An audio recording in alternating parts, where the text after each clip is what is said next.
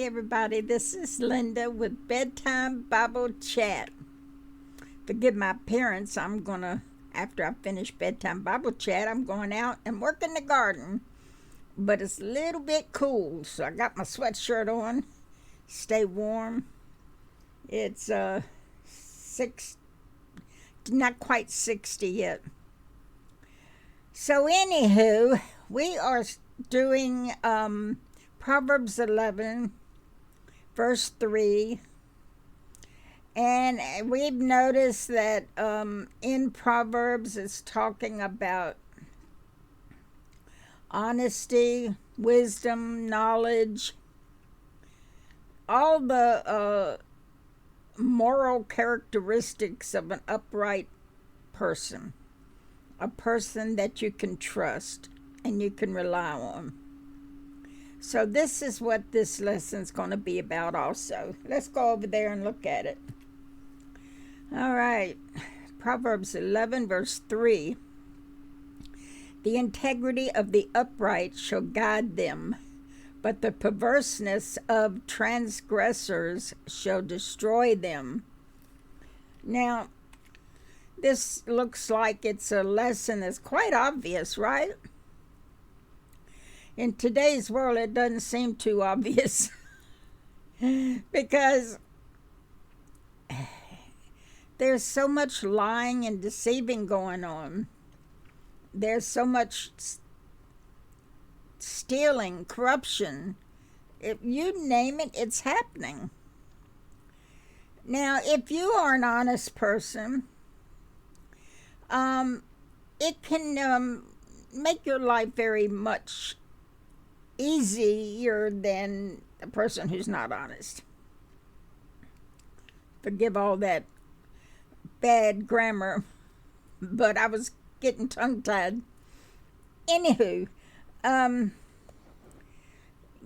you're honest and you don't lie, you don't have to worry about trying to remember what the lie was that you told. And with somebody with a bad memory like me, it just doesn't work. I cannot be a liar because I can't remember anything, much less the lie I told yesterday and then have to back it up today.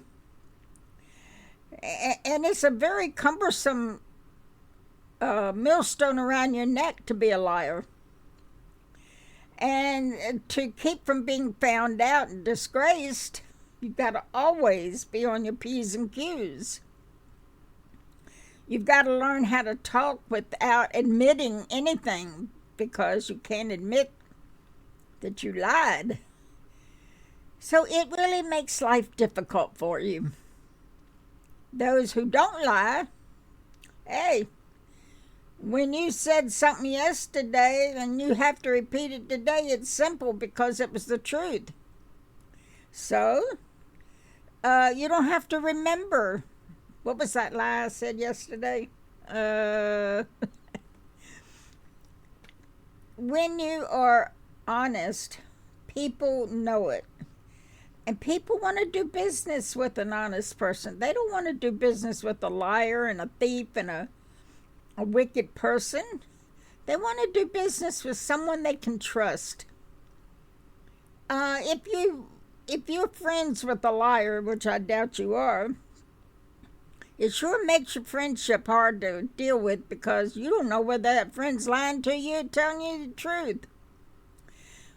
Most people, once they know that somebody's a liar, they don't give them a whole lot of friendship. In a family situation, if you're a liar, it really causes a lot of conflict within the family. So being a liar is very cumbersome. It weighs you down. It brings you to destruction when you're found out. So, with living an upright, godly life, it really smooths out all of the bumps that a person who doesn't live a godly life have to go over. You know, when you aren't walking with God and you're walking in the world, there are so many pit holes that you fall into, so many bumps you got to go over, so much drama. It makes life miserable. But when you're walking with God and you do as He wants you to do, it just seems to go smoother. That's not to say now that you're not going to have bumps. We live in a fallen world. There's going to be bumps. But they aren't bumps that you made because of your corruptness, because of your lying and so on.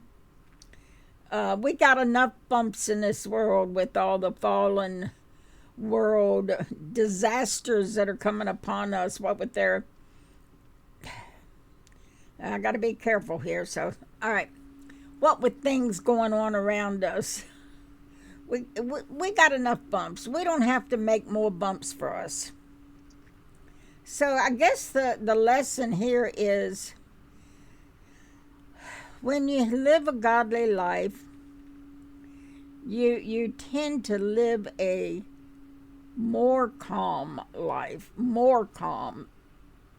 It doesn't mean that you become a saint. It does not mean that you aren't sinful, because we all sin and fall short of the glory of the God.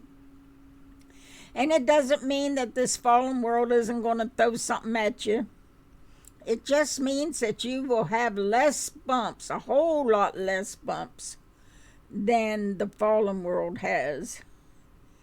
I don't want nothing to do with a liar. Once you've lied to me, I am done with you. I can never trust you again. You may never lie to me ever again, but I'll never trust you again because you lied to me once.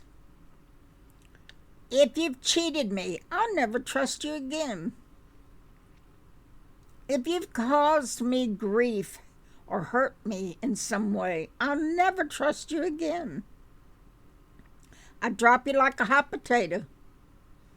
So, you see, you don't have to do all of that. Just walk with God and you won't have all of those problems you're bringing on yourself.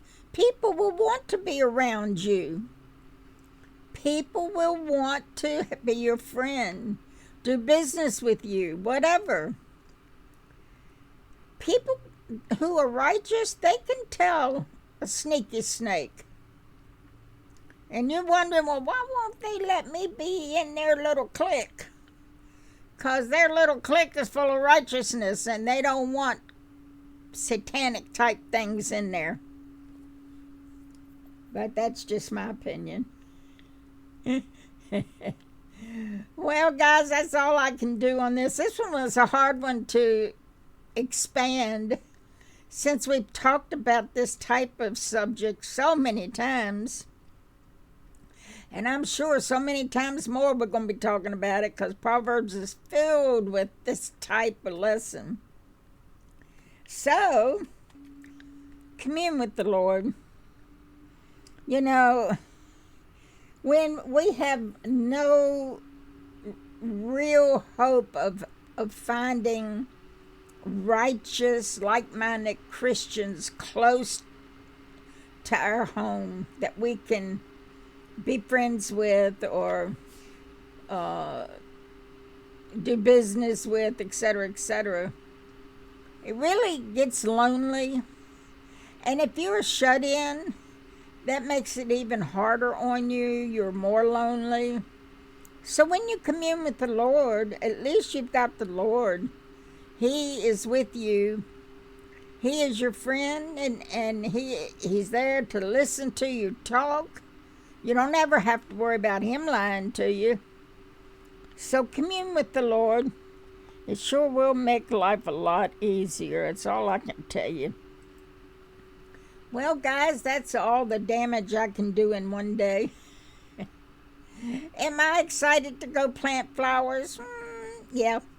So, they've been sitting on the patio for several days because it's been too cold and windy to get out there and plant.